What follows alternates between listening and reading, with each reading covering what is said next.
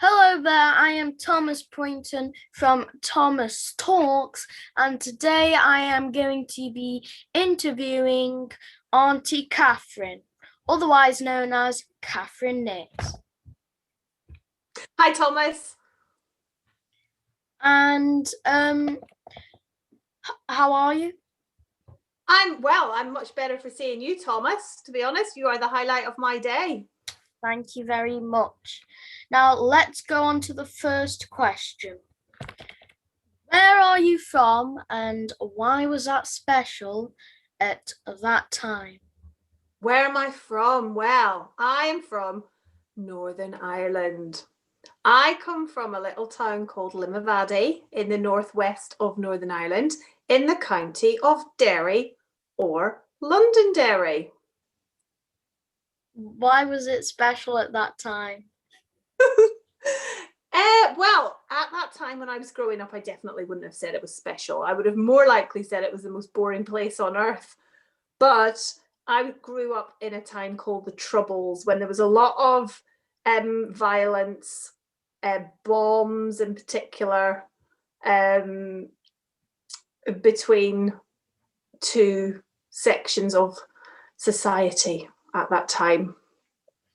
Ah, Yes. now you said Derry, and I believe there's some controversy about that town. So some people call it Derry and some people call it Londonderry. So may I ask, what's all that about? What is all that about, Thomas? That is a really good question. It's very silly, isn't it? Well, it's got to do with originally it's got to do with the fact that the original Irish name would have been Derry. Well, that's an anglicisation of the original Irish name. It would have been Derry. And then sometime in the olden days, something like the 17th century, it got granted a royal charter, and that meant that it got the prefix London, so it became Londonderry. So some people would have been opposed to that because they wouldn't have wanted anything to do with Britain or the monarchy, England or the monarchy. Those would have been sort of mainly your nationalist Catholic people. And then the other side would have been quite happy to call it Londonderry because they saw themselves as kind of affiliated to England and to the monarchy.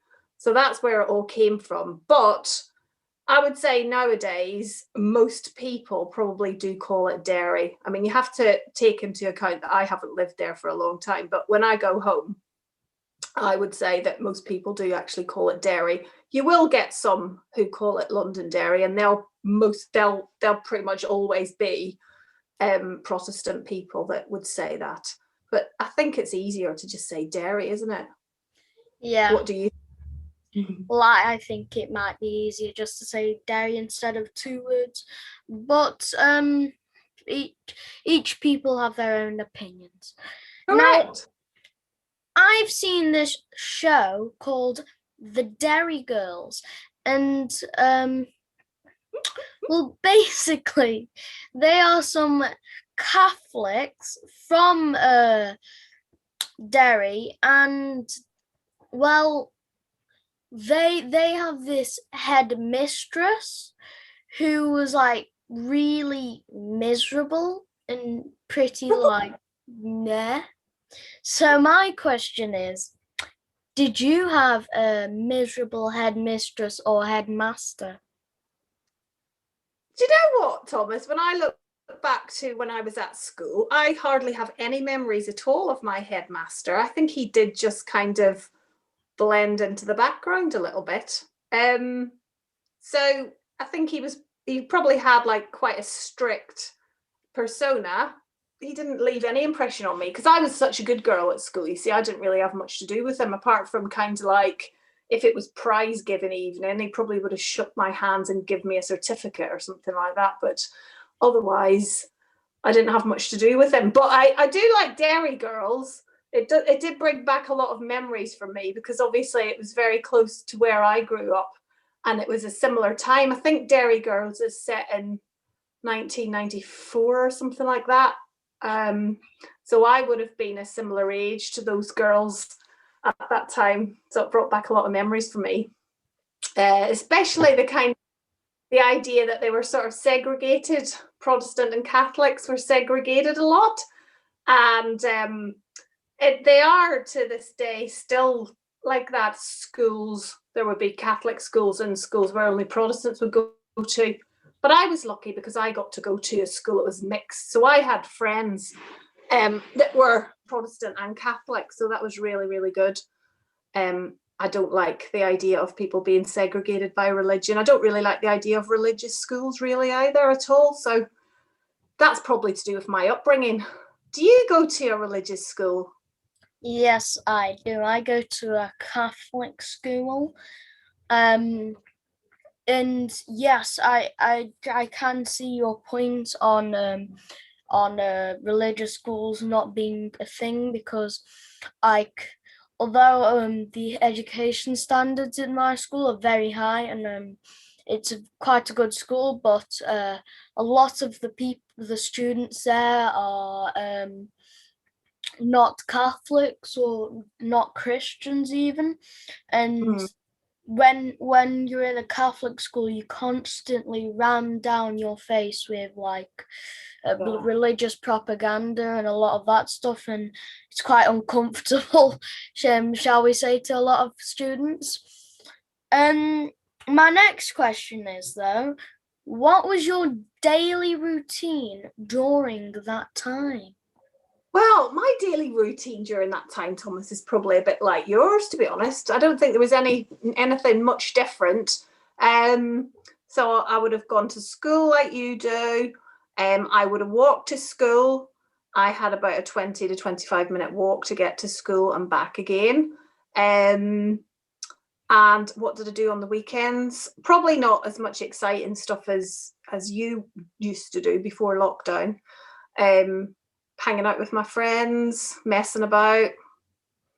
Nothing very exciting. It was a very small town and not a lot happened, I'll be honest with you.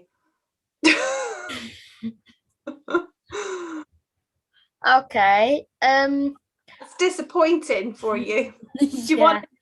want what sort of more detail can I give you? I don't know. Just wanted to hear stuff like, I don't know, bombs are Like going off all the time. Dodging bombs. No, well, I didn't. It wasn't to the extent that I had to dodge bombs. I mean, but I suppose some of the things that I would have grown up thinking was normal, when I look back, I think actually that was not normal at all. But to me, because that's what I was used to, like you would have got, police didn't drive around in police cars; they drove around in great big, almost like tanks, sort of like really, really heavily. I don't know what the word is, armored, I suppose. And police officers all carried guns and everything like that. So you would have got lots of guns. Whereas over here in England, police officers don't generally have guns, do they? But that was quite. Always eating donuts. Yeah, I think they probably did eat donuts in Northern Ireland as well. But so I was used to seeing sort of armed, and you would have seen the army as well driving about. And whilst I didn't necessarily dodge bombs, there was a bomb that went off on the street where I lived, and it actually killed a member of the prison service when I was at school. So it was like 2 or 3 doors down from where I lived. A bomb went off in the night, and I pretty much slept through it, to be honest. But I woke up, I think, because I heard noise in my own house and worked out what was going on. So that was quite scary. And then there were sort of like members of the police, the RUC at that time, who lived in the area where I lived. And I remember some people that we knew got killed. So yeah, I suppose that's not normal, is it? But I suppose you don't really think about it at the time. It's sort of what you're used to. Yeah, so, yeah. Well, yeah, you can sort of understand such like that. Like during this lockdown, there's some stuff like wearing a mask and a visor. Like, although now you think nothing of it, like, oh yeah, I'm just going in the shop and casually putting hand sanitizer on. when I bet you when you look back, you'll be like, what? Why did I do that? Yeah, so that's become normal, but a year ago it wouldn't have seemed normal to us at all. And when we look back in the future, we'll think, my God, I can't believe we used to do those things. Although maybe the whole mask wearing thing, that might stay. What do you reckon? People might just do that because they do it in Asia. Yeah, well, I know they do it in Asia due to the pollution and stuff, and like I know when you got a cold, you will wear a mask to school to stop the spread. I know that's the thing. And like when they're in a very crowded place or it's highly polluted, it's natural for them to just whip out a mask. Yeah. But so you've talked about how it was quite normal back then. Well, at least you thought of it as normal. But when looking back, you're like, I don't think it was that normal. Which leads me on. So do you have any old habits due to your experiences? What you mean, like dodging around corners, looking out for bombs and people with No, guns? just simple things like tapping your car or something to see if there's animals underneath. I don't know. Animals? No, What, checking under your car to see if there's a bomb or something just simple. No, but some people, I do know that some people who used to work in the security services would have done that at the time, but I don't think they probably still do it now. I think they've probably got over that because it's a good 20 years now since they would have been under that sort of risk, I would imagine. 20 years? Maybe less. I'm not sure. But no, I don't personally, because I was a child and a teenager at that time. So I was sort of just in cloud cuckoo land, probably. Well, I'm going on towards the end right now, and so basically, I have a picture on my desk, and it's Ho Chi Minh. Yeah. And I have his picture on my desk because he is my hero. Right, okay. So, because what he did, he got ordinary people, and he said if you unite or work together, you can achieve many great goals. So my question to you is, who's the picture on your desk? Now, Thomas, I'll admit to you freely now, I don't have a picture of an icon on my desk or on my wall.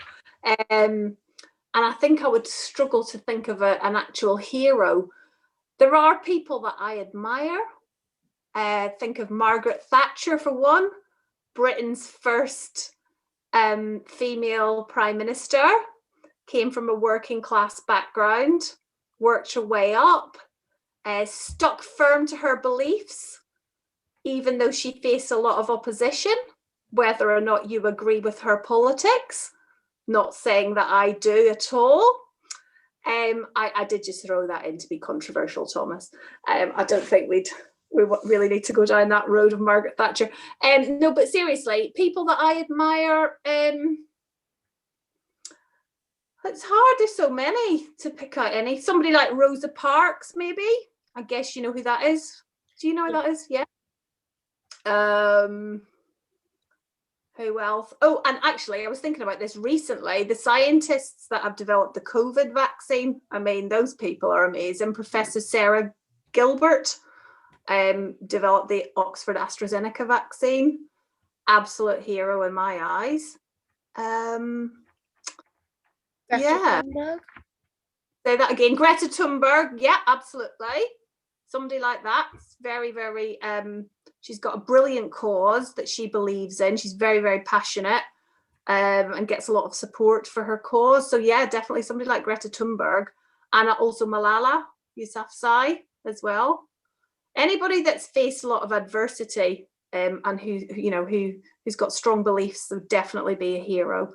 Somebody that I admire. Yeah. Well, that's all the questions I have for you today. What? Goodbye, I guess. Goodbye, Thomas. Thank you for interviewing me. Bye. Bye, Thomas.